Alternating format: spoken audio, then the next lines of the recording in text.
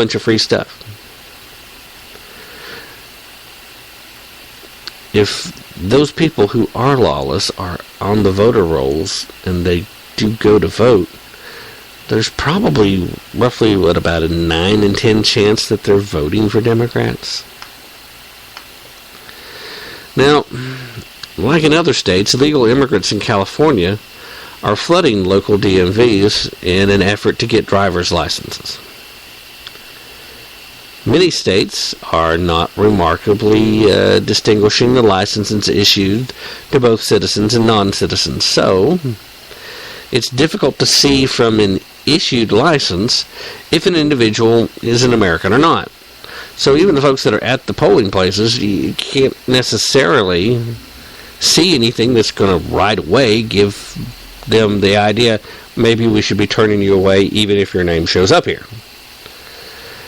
Some states, Michigan, Maryland, the District of Columbia, Illinois, California, Vermont, and Colorado are actually bucking a federal law that requires their DMVs to issue explicitly different-looking driver's licenses to non-citizens from the licenses that U.S. citizens will get. Former Federal Election Commission official Hans von Spankowski. Hans didn't mean to butcher your last name. Anyway, please forgive me, Hans. He was quoted as saying that the federal government is making it harder for the states to know who is and who is not a citizen of the United States. The whole problem is most states are not issuing licenses that easily on their face show that the person holding it is not a U.S. citizen. And that's going to make it much more difficult to prevent people who are in the U.S. who are not citizens from illegally registering and voting in an election. Now, Hans also added that the situation is made even worse by the fact that under the president's immigration plan, I would rather call him the occupier, but, Hans is showing him some of that respect I was talking about, I guess. The plan allows for Social Security numbers to be issued to non-citizens and blocks efforts of state officials wanting to clean up their voter rolls by asking for the last 4 digits of a person's Social Security number on their voter registration form. If someone is here illegally and they don't have a Social Security number, that's one way to prevent them from illegally registering and therefore illegally voting. It just makes it all the more difficult with Obama's immigration plan to try and give them Social Security numbers. Now, secretaries of state from Kansas and Ohio, along with our good friend Hans, I'm just going to go with his first name because I'm just going to butcher his last name again, and I really don't want to do that. Hans seems like a pretty reasonable person here, so I'm just going to try to do the respectful thing and say the part I can pronounce. And anyway, secretaries of state from Kansas, Ohio, along with Hans, testified before Congress back in February, detailing the issues states are facing in terms of knowing who is eligible to vote. Ohio, Georgia, and Arizona did pass state laws requiring one to provide proof of citizenship to register to vote.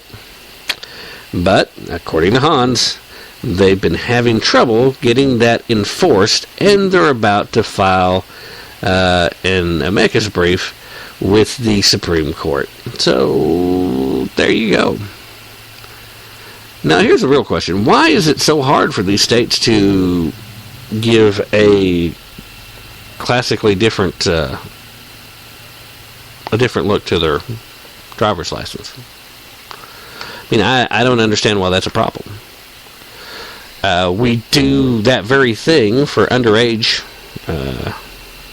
drivers. If you're under the age of 21, every state in the union has you posed a different way and usually clearly marks that under 21 on the driver's license in a multitude of places. Why do they do that? Well, to make it easier for clerks at convenience stores to be able to tell, hey, You can't buy that beer. If we're going to be that serious about enforcing alcohol consumption, and of course, I immediately hear right now, oh no, Tim just said we shouldn't be enforcing the legal drinking age. That's not what I said. Somebody's going to say that, though. How do I know that? Because people have done it already. There are nut jobs everywhere. Mostly on the left. That's not calling anybody name directly. I didn't point any individual out, so I can get away with that. Yeah, I've been preaching respect. And here, I feel like I'm not being particularly respectful tonight, so again, please overlook. But, if we can do that, if we're going to take it that seriously, we're going to go spend that level of money, spend that level of effort on making sure that a 19-year-old or a 20-year-old can't buy a beer at a convenience store, which they shouldn't be able to, because, again, that's the law. Whether or not you think that should be the law, again, that's another debate, another conversation. We can have that some other time. If we're going to put in that effort, though, shouldn't we be willing to do the same thing in order to better recognize who has a driver's license and how they acquired it? Yes, you can drive here because no, we're not going to deport you. And yes, you need to be able to drive. And our state demands that you have insurance. And you can't get insurance without a driver's license. So rather than try and enforce that you don't drive, which might actually make you go back to a place where you can stay legally, we're going to make money for the insurance companies and continue to make money for ourselves being the states in this case, and allow you to have these driver's licenses. Oh, but, it would be racist.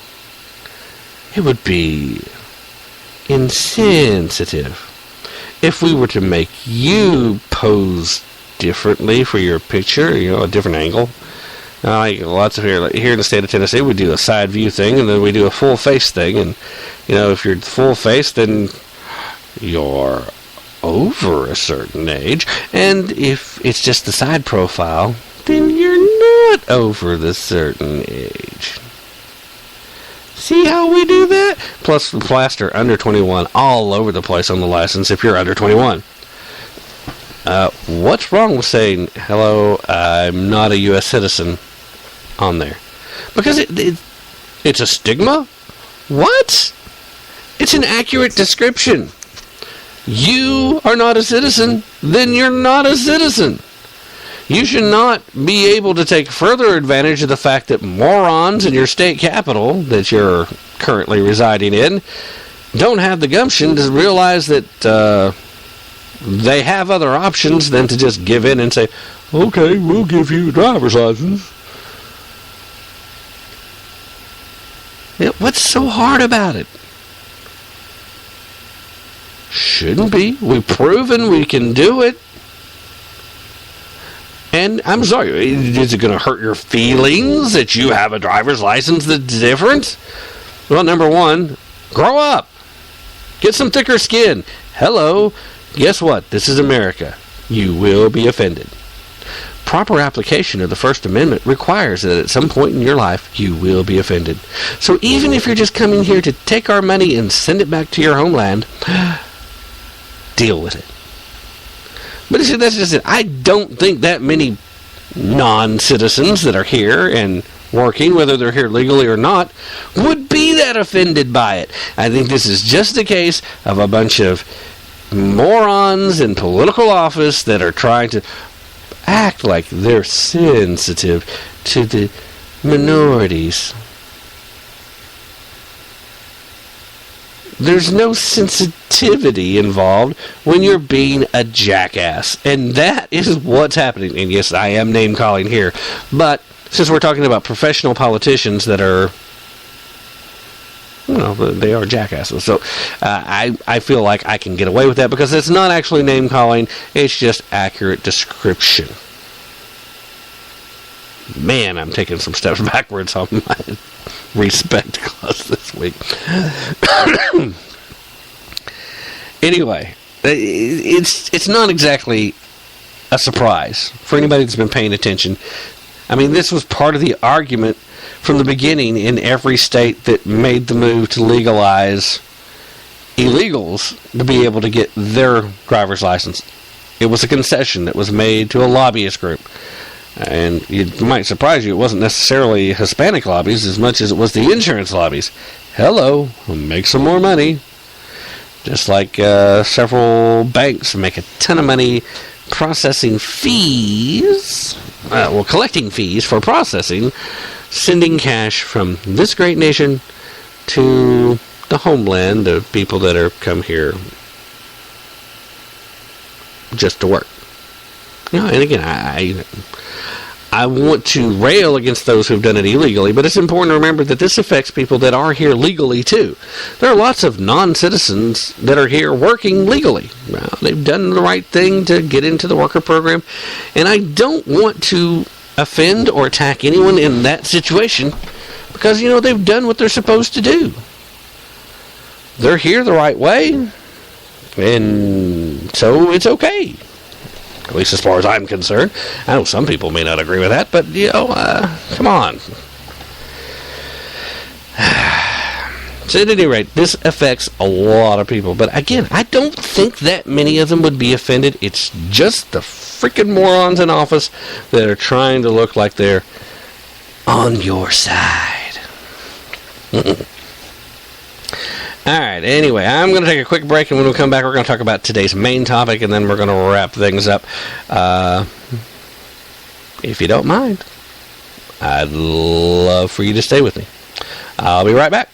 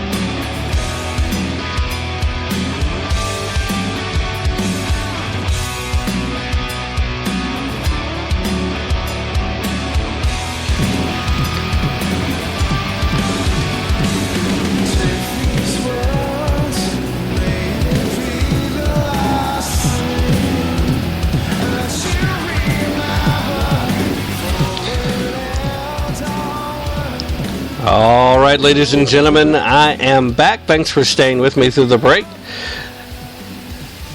All the music you hear is provided via the service of Magnatune, so everything is podcast safe, making sure that independent artists are getting their opportunity to make a little cash and be able to make a living utilizing their talents and how they want to do. There is one notable exception. When you do hear me play the song Miracle, that one is not from Magnatune. That one is through express permission from the artist and songwriter and performer. I will probably play that one at the next bumper break, which we'll probably have one quick one coming up after we hit this gun control story. But I just want to make sure everybody's aware of Magnatune. It's out there. If you're a podcaster, if you're looking for podcast-safe music, I highly recommend you check them out. Small service fee, making sure that the artists are getting paid, and making sure you're legal. Of course, there are other routes to go. You can get music. You can play regular radio air tunes. It's a little more expensive to go that route, but not only that, but the royalties, they go to folks that have the backing of labels and all that jazz. These folks are independents, and I just like that. And if that appeals to you too, check them out. They are not a sponsor, by the way. I just plug them because I really like the service. Anyway, let's get into this last story of the day today that I wanted to touch on. And, this was wild. I came across this one on teaparty.org. And I just got to tell you, they were reporting on the story from Breitbart. So, it's funny how